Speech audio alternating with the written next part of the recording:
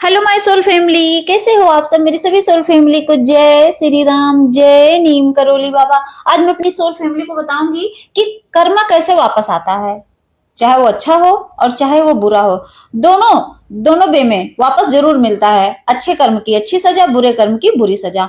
और इसमें क्या होता है कि आधे लोग तो कंफ्यूज रहते हैं कि कुछ नहीं होता है, और जो कंफ्यूज रहते हैं ना वही पाप कर्म करते हैं। और जो कंफ्यूज नहीं रहते, जिनको पता है कि कर्म का फल मिलता है ना, तो आप विश्वास नहीं मानेंगे, वो लोग कभी पाप कर्म करते ही नहीं है।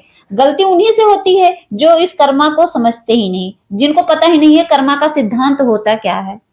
सोच लीजिए कितना भ्रम है इंसान को। सब नहीं भ्रमित होते। जो भगवान को लेके चलते हैं तो समझ लो मतलब वो कर्मा से डरते हैं। कौन से कर्मा से? पाप कर्मा से। तो आज मैं आपको बताऊंगी कि कैसे होता है कर्मा का सिद्धांत और कैसे वापस आता है। पहली बात तो ये मान के चलिए कि कर्मा का फल तुरंत नहीं मिलता है, चाहे वो अच्छा कर्म हो और चाहे बुरा कर्म हो।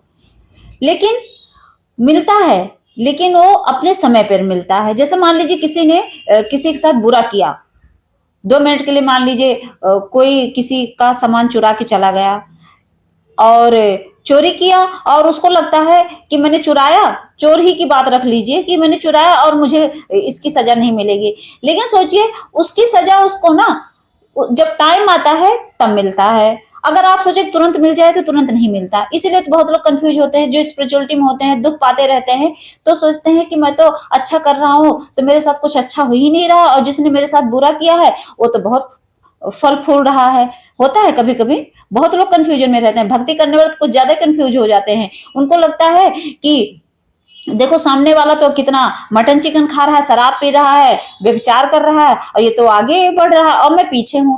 लेकिन ऐसा डाउट कभी मत पालना अपने अंदर, क्योंकि जो कर्मा होता है ना वो आता है, उसका समय भी नहीं है। जिस दिन समय आएगा तो इतना डूब जाएगा कि वो फिर बच नहीं पाएगा, डूब के मरने वाली ही स्थिति आ जाती है। इसीलिए कहते हैं कर्मा से बचना चाहिए। पाप कर्मा से तो बहुत ज्यादा बचना चाहिए। जो नॉन वेज खा रहे हैं उनको लगता है कि उसका कर्मा वापस नहीं आएगा, वो आएगा।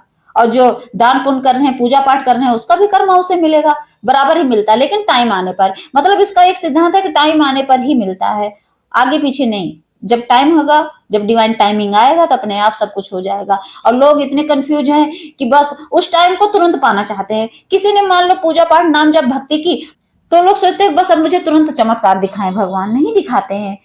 अगर आप ऐसे सोच के भगवान की भक्ति करोगे ना तो कभी चमत्कार नहीं देख पाओगे, कभी उनकी कृपा नहीं पाओगे।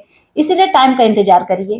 कभी ऐसा होता है कि जैसे मान लीजिए आपने किसी को हर्ट किया, किसी को रुलाया, और आपको लगता है कि कर्मा के रूप में वही आपको फिर गाली देगा, वही आपको हर्ट करेगा। नहीं, वो कर्मा आपको किसी और के रूप में मिल जाएगा। जैसे मैंने आपको हर्ट किया तो आप मुझे हर्ट नहीं करोगे। डिवाइन का खेल देखिए, क्या करते हैं भगवान, किसी और के थ्रू आपको हर्ट करवा देंगे। तो जैसे मैंने आपको हर्ट किया तो कोई तीसरा बंदा आके मुझे हर्ट करके चला जाएगा, मुझे रुला देगा। मैंने आपको रुलाया है तो मान लो आप बहुत ज्यादा परेशान हो मेरी वजह से, तो उसका कर्मा क्या मिलेगा मुझे, कि मुझे कोई और तीसरा आएगा और मुझे हर्ट करके चला जाएगा, और फिर मैं रोती फिरूंगी। जितना आप रोए हो उसका 100 गुना मिलेगा मुझे। ये भी होता है। ये मत सोचिए कि अगर मैं किसी को एक सुई चुभाऊंगा तो मेरे एक ही चुभेगा। यही सोच के आधे लोग तो करते हैं कि कोई बात नहीं, अगर मैं कुछ गलत कर भी लिया हूं तो उतना ही तो मिलेगा। मतलब वही है कि 1 किलो दिया है तो 1 किलो मिलेगा। नहीं, 1 किलो का 100 किलो बन जाएगा। एक पाप कर्मा 100 गुना बढ़ता है। इसलिए कहते हैं कि पुण्य कर लो। भले पुण्य हमारा एक का 100 गुना नहीं बढ़ेगा, एक का एक ही मिलेगा, लेकिन पुण्य तो है। वही कहते हैं सुख तो है ना। इसीलिए बचना चाहिए। कभी कभी कर्म क्या होता है, परिस्थिति बनकर लौटता है। जैसे आपने किसी का बुरा कर दिया तो आप सोच रहे हो, जैसे मान लीजिए आपने किसी का इतना बुरा कर दिया है कि उसका सारा प्रॉपर्टी आप हड़प के बैठ गए, उसका प्रॉपर्टी छीन लिया, या किसी के साथ बेईमानी कर लिए, करोड़ों का घपला कर दिए, तो आपको लग रहा है वो नहीं मिलेगा। मिलेगा, लेकिन कैसे? परिस्थिति के रूप में। परिस्थिति क्या होती है? जैसे आपको क्या कर दिया जाएगा, आपको फाइनेंशियली वीक कर दिया जाएगा। आपको इतना लॉस होगा कि आप 1 करोड़ ठग के सोचे कि मैं अपनी कंपनी बना लूं, आपकी पूरी कंपनी बर्बाद हो जाएगी। कहीं से कोई प्रॉफिट नहीं होगा। आप सोचोगे मेरे साथ हो क्या रहा है। तो ऐसी परिस्थिति के रूप में आपका कर्मा वापस आएगा। आपके ऊपर समस्याएं आएंगी, ऐसी ऐसी समस्याएं आएंगी कि आप खुद उलझे रहोगे। आपके घर में आपकी बीवी बीमार हो जाएगी, आपके बच्चे बीमार हो जाएंगे, आपके पति बीमार हो जाएंगे, रिश्तों में झगड़े शुरू हो जाएंगे। कर्मा ऐसे भी मिलता है, पता चलता है पता चलता है कि कभी कभी पति पत्नी झगड़ा कर रहे हैं और वो खुद नहीं समझ पा रहे कि हम दोनों लड़ क्यों रहे हैं, आपस में खूब प्यार है, अचानक से झगड़ा हो जाएगा, ये भी कर्मा में आता है।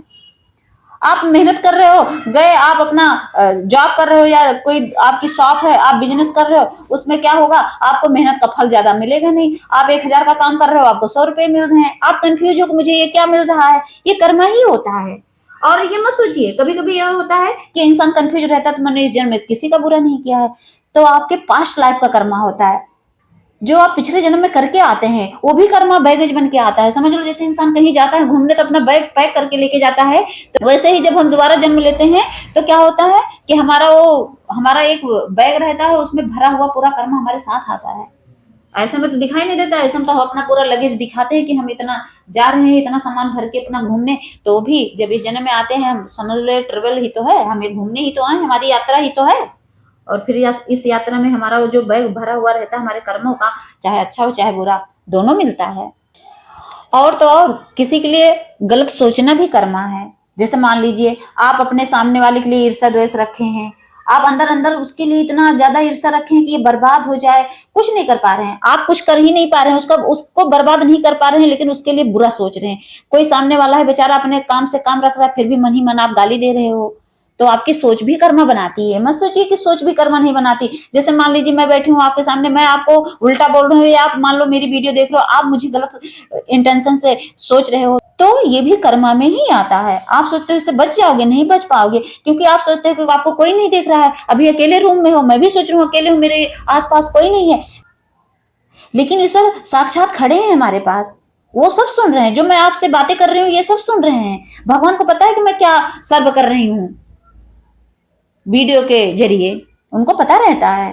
तो हमारी सोच भी कर्मा बनाती है, ये चीज हमेशा लिख के रख लीजिए। कहते नहीं उनकी इंटेंशन गलत है, तो इंटेंशन बहुत बड़ी चीज होती है। किसी के लिए अच्छा ना कर पाओ तो बुरे इंटेंशन कभी मत रखना, गलत सोच बिल्कुल मत रखना, किसी के लिए रखोगे तो ये भी आपके पाप कर्मा में ऐड हो जाएगा। और देखिए अच्छा कर्मा लौटता कैसे है, बुरा कर्मा तो बताया कि ये सब करें, लेकिन अच्छा भी तो कर्मा होता है, लौटता कैसे है। अच्छा कर्मा जैसे आपने क्या निस्वार्थ किसी की सेवा कर दी, कहीं किसी गरीब की हेल्प कर दी, बेजुबानों की सेवा कर दी, आप कहीं भी रास्ते में जा रहे हैं कोई भिखारी मिला उसकी मदद कर दी, कोई अपाहिज है उसके लिए आपने व्हील चेयर दे दिया, गरीब ठंडी में रोड पे लेटे उनको आपने कंबल दे दिया, ये सब पुण्य कर्मा है। और ये पुण्य कर्मा लौट के कैसे आता है, ये ऐसे लौट के आएगा कि आपको किसी न किसी वे में वो मिलेगा वापस। कुछ नहीं, उसने आशीर्वाद दिया तो पता चलता है कि आप 10,000 की नौकरी कर रहे हो, आपको 15,000 की प्रॉफिट होने लगा। किसी न किसी वे में आप मेहनत कर रहे हो, मान लो कोई शॉप है उसमें बैठे हो, आपका इनकम 1,000 है 2,000 आने लगा, 50,000 है 1,00,000 आने लगा, ऐसे वापस आता है। इसीलिए कहते हैं मतलब पुण्य कर्मा बनाओ, और पुण्य कर्मा यही सब चीजों से आता है। अच्छे कर्म करने से, बेजानों की सेवा करने से, नाम जाप पूजा पाठ भक्ति करने से भी हमारे पाप कर्म कटते हैं और अच्छे कर्म हमारी लाइफ में ऐड होते हैं, और ये तामसिक चीजों का त्याग करना पड़ता है। अगर आपको अपना पाप कर्मा रिलीज करना है और पुण्य ऐड करना है तो सबसे ज्यादा माफी मांगना सीखिए। कैसे, मान लीजिए आपने कोई गलती कर दी, तो क्या करना है, आपको ईश्वर से माफी मांगनी है कि हे भगवान ये गलती हो गई है और मुझे माफ कर दीजिए।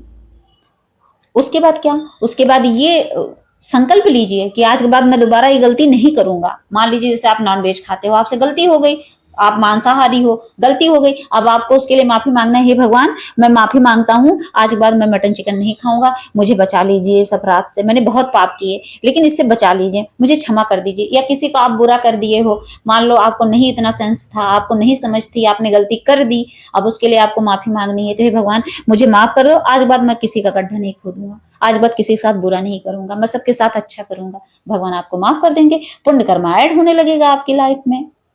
बस यही सब चीजें हैं जो आपको एक अच्छा इंसान बना सकती हैं और आपको पाप कर्मा से बचा सकती हैं। हमेशा अच्छे कर्म करिए, बेजुबानों की सेवा करिए, नाम जाप करिए, पूजा पाठ भक्ति करिए, अपनी गलती के लिए माफी मांगिए और दोबारा उस गलती को रिपीट मत करिए। सबसे बड़ी बात तो यही होती है। आधे लोग तो क्या करते हैं, पहले तो गलती करेंगे, माफी मांगेंगे, फिर वही गलती दोहराएंगे, तो ये तो सबसे बड़ी बेवकूफी होती है। ये इंसान की नहीं, ये हैवान की हरकत होती है, क्योंकि ये जो नेगेटिव एनर्जियां हैं हमें जब पूरी तरह से अपने घेरे में लेती हैं तो हमें समझ लो अपने कब्जे में कर लेती हैं, हमारे दिमाग को हैक कर लेती हैं। जब हैक करती हैं तो क्या हमारी बुद्धि भ्रष्ट हो जाती है और हम न चाहते हुए भी उस पाप कर्म में घुस जाते हैं, चले जाते हैं।